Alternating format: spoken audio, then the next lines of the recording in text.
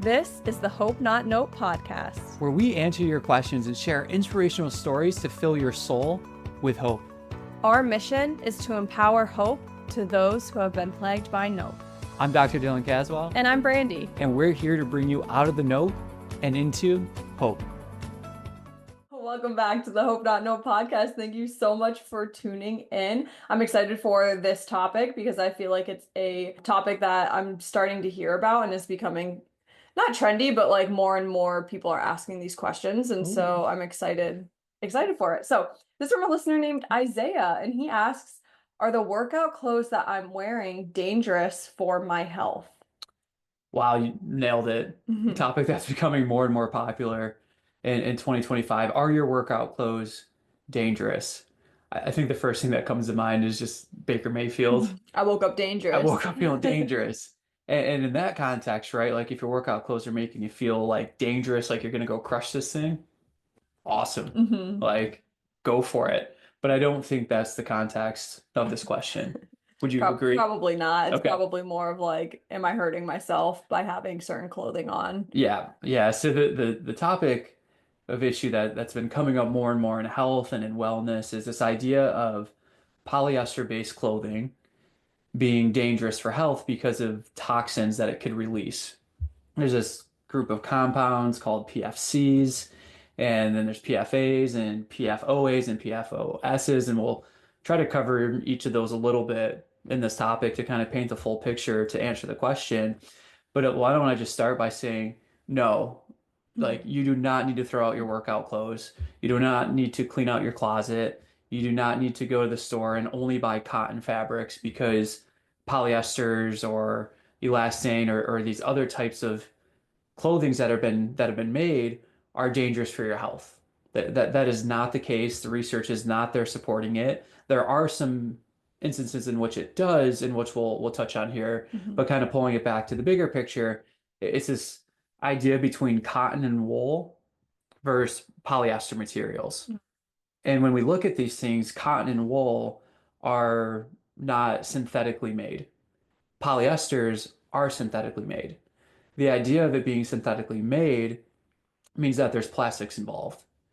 And there's this huge trend on plastics and toxins, and the plastics are toxic for us. And there's so many plastics in our overall day that we're not even aware of in our system. When we get these plastics in it, we're not going to be able to adapt to it. We're not going to be resilient. So there's this big push with plastics.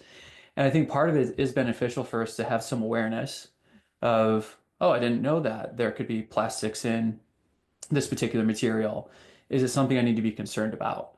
Right? That should always be the next question is, well, is it something I should be concerned about? Which Isaiah is asking. He's not saying, should I throw out all my workout clothes? He's just posing the question like, hey, I heard this topic. Should I do this? So we need to look also at context, right? Like, why were polyester clothes made originally? And part of it was after World War II, in which they needed more clothing that was inexpensive for the population to purchase. Cotton and wool, that's going to be made at the expense of how fast can it grow. So there's ups and downs, which means there's changes in supply and demand, which means there's changing in pricing. And after the baby boom, there needed more clothing. So they developed synthetic material that was then put in place for this. Now, the polyester clothing is also kind of to reference this population, like the reason some of these chemicals are being called to question is because the idea of them is that they're moisture wicking or they're like water repelling, where cotton and wool will hold sweat, they'll hold water. So hikers and outdoor enthusiasts, they have a saying, cotton kills. Because what ends up happening is if you're hiking, and one that I like to use, stay alive by staying dry, right? And when I'm covering sports venues and we're outside, like a few years ago, we did one with collegiate rugby, all-day tournament, and it was their playoffs that led to the Final Four. So we had matches from 8 in the morning until about 5:30 at night, and it was raining and it was cold and the fields were muddy. And I am thankful that I was not wearing cotton. I'll Hmm. just say that because cotton will hold on to that material. Now, what happens when cotton holds on to water? When it holds on to the wetness, we can start to get a hypothermic reaction. That is dangerous. Hmm. So for hikers, like cotton material is not good. Like you want to have a polyester material, something that is moisture wicking. So now when we look at the context of working out, kind of similar idea. If you have a cotton shirt, that's going to hold on to some of the sweat, which increases the risk for fungal infection, can now increase the risk of overheating, where these polyester materials don't do that. Hmm. They allow the moisture to be wicked through, they don't hang on to it. So I think when people are making these points or the debates or the flat out argument that polyester clothing is dangerous, well, cotton can be too. Right. So let's look at the other side of this before we start demonizing polyester material. Like cotton can be incredibly dangerous for people working outdoors or for people going on hikes or people that need to make sure that the moisture is being wicked and not hung on to. So then it gets into the debate, right, of like, well, it's synthetically made polyester and cotton is made from the earth. Well, again, let's go back to those previous examples and see which one holds up with the activity that's being done. So I think the last point that I'll make on this is anytime in 2025, through however long this trend lasts, Hmm. when you hear something is toxic or is dangerous for your health, what we should be asking is to what dose is that material toxic to me? Because yes, polyester is synthetically made. It's made in the factory. There's a chemical reaction. There's plastic involved in creating a polyester material. But what ends up happening is by the time that clothing, that garment is put out to market, by the time you buy it, by the time that you wear it, the plastic or the synthetic material, it is negligible at this Hmm. point. It is so small that it does not have an effect. Wow. So now where does it have an effect?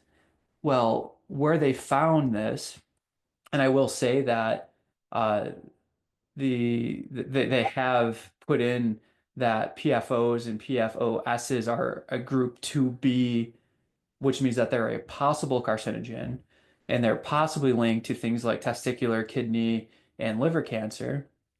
But it's the dosage that we need to be looking at. And where this effect has been found is not in workout clothes, not in everyday workout clothing, Mm. but it has been found in people that are occupationally exposed to this at really high doses. Firefighters, for example, a lot of their equipment has these PFCs in them.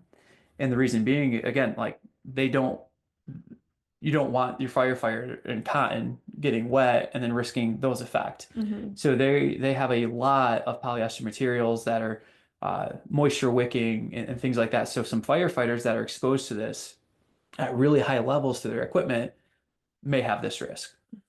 Other people that work in a clothing factory or textile mill, they have this exposure Hmm. and this risk because of the level that they're exposed to it.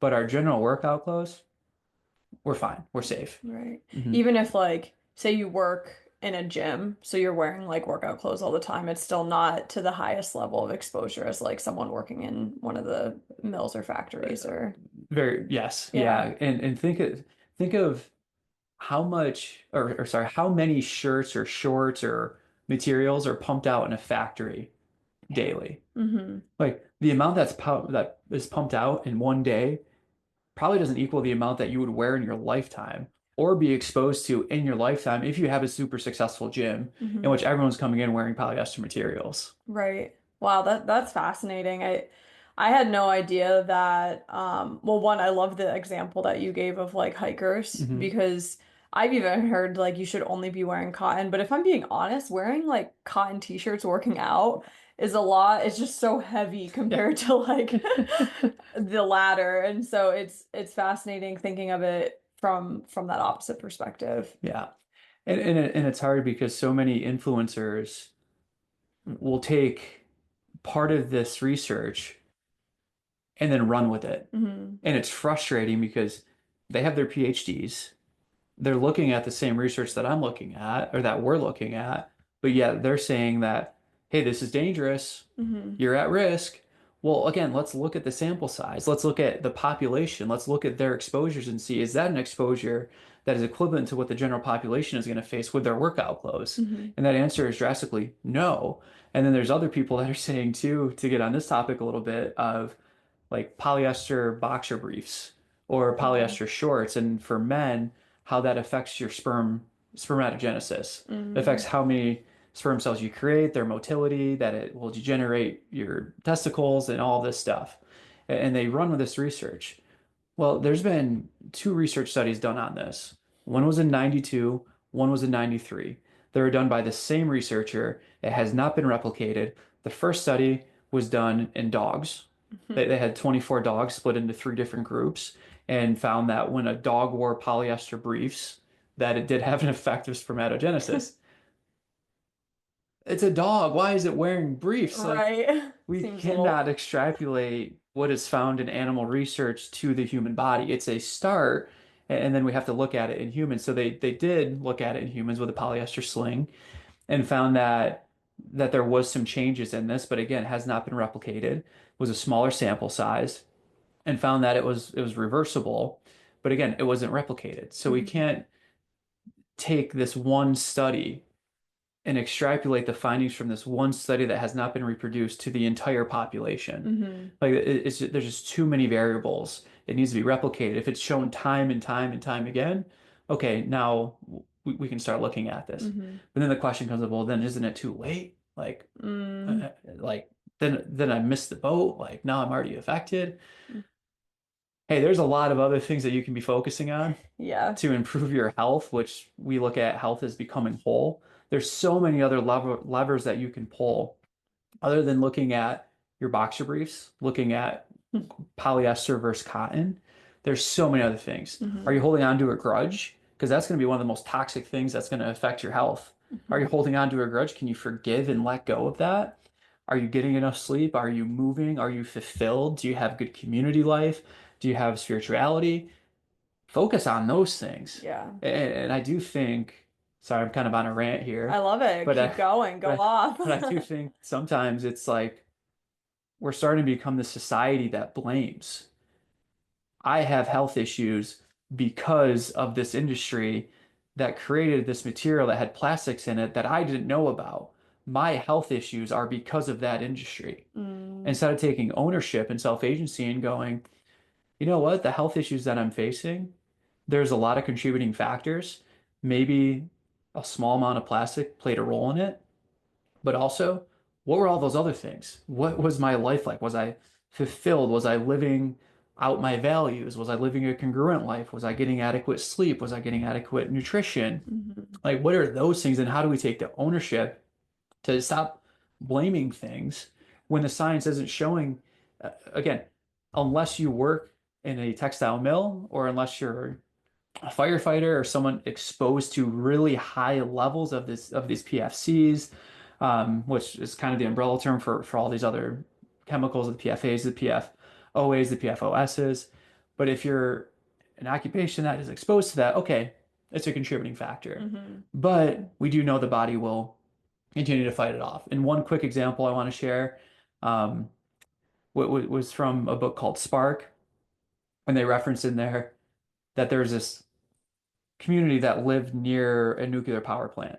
Mm. And they followed this group throughout, I forget how many years they followed them, but they followed them. And what they found is that this group that was exposed to low levels of toxic material as a byproduct of being next to the nuclear power plant actually became more resilient and lived longer than the community that was not exposed to Mm. some of the toxins coming from that. Now, I'm not saying move to a nuclear power plant, bulk up on your polyester clothing.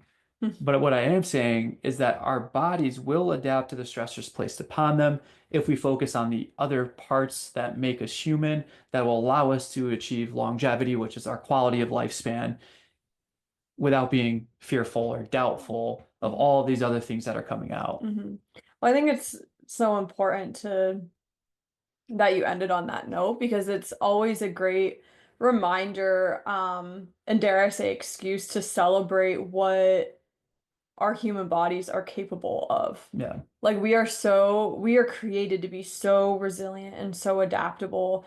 And it's almost as if in this like social media world and this influencer world that we, instead of believe in our adaptability and our resilience, um, become doubtful and or fearful and worrisome about like toxics and like toxins Yeah. and things that are going to hurt us and ruin us and all these different things when in reality like we were created to be adaptable. Yeah. We were created to be resilient, and so it's just another reminder of how amazing we are as humans, our bodies are, and like that should be celebrated. Yeah. And we always go back to what is fitness? What is survival of the fittest?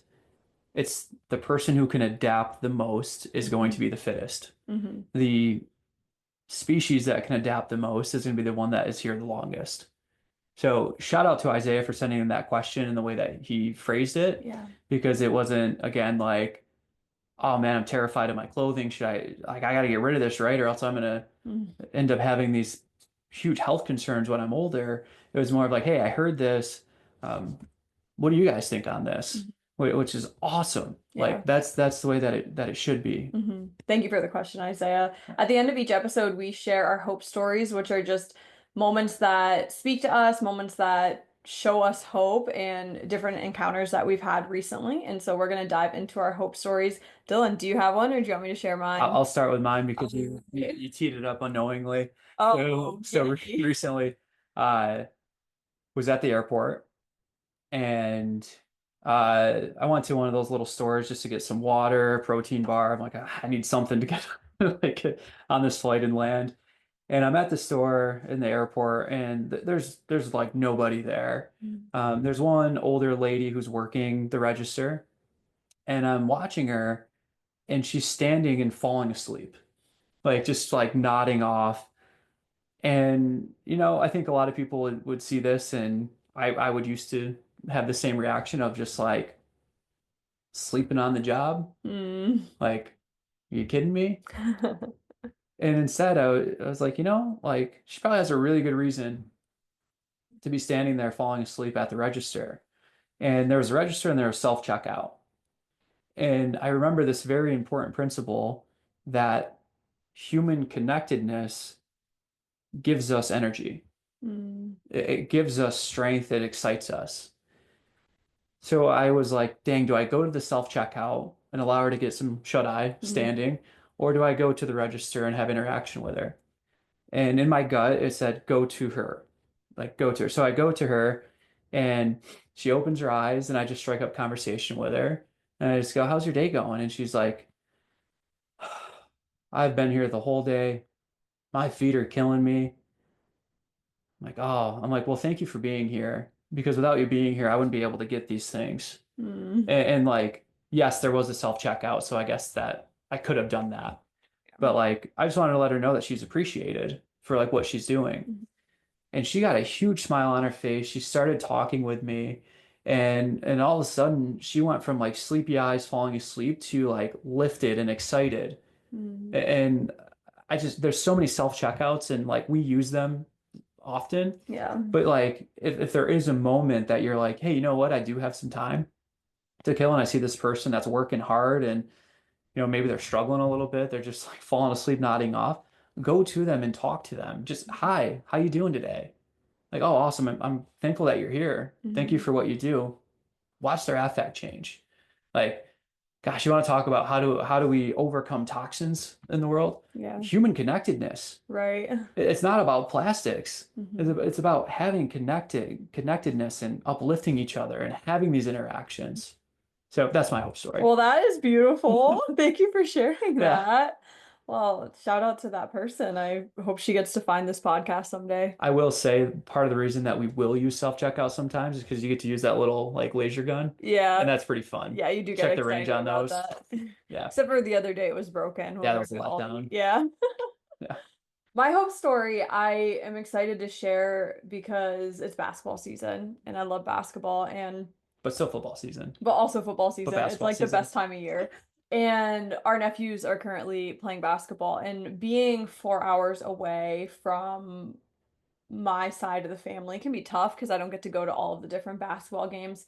But it is so refreshing because my brother is actually coaching my nephew this year. And so after some of the games, I'll get videos from my nephew, but then I'll also see like my brother coaching in the video, which is just really cool. And the other day I received videos of him scoring a couple three-pointers and stealing the ball, getting a fast break, scoring a layup, and things like that. And it's just so refreshing because it makes me remember back in high school when I was his age and like just seeing that same spirit that like I had when I was his age, and then remembering my brother play on that same court and stuff like that. And so just kind of sharing that hope story of being far away but still getting to like celebrate my nephew's athleticism, as a teenager is just really awesome and Yeah, exciting. yeah, he's hooping. He's hooping. And like for me, like I love playing basketball, but there was nothing like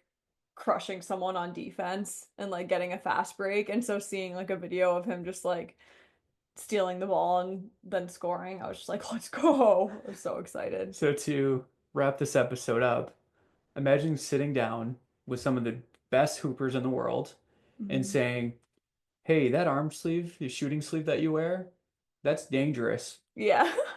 because that was made with polyester and elastin." Or, "Hey, the jerseys that you wear, yeah, we're gonna go back to cotton. Yeah, gosh. Yeah, like enjoy playing in your cotton jersey." Could you imagine? Oh my goodness. So, Isaiah, hopefully this episode was really helpful for you. Yes. Thank you, Isaiah. Have a great week and remember, every day is not just a day to be hopeful, it's an opportunity to become hope. The Hope Not Know podcast is meant for educational, informational, and personal development purposes only and does not constitute any health or medical advice. If you're looking for specific advice, connect with us to work with a Hope coach. The Hope Not Know podcast shall not be liable or responsible for any loss or damage allegedly arising from any information or suggestions in this podcast.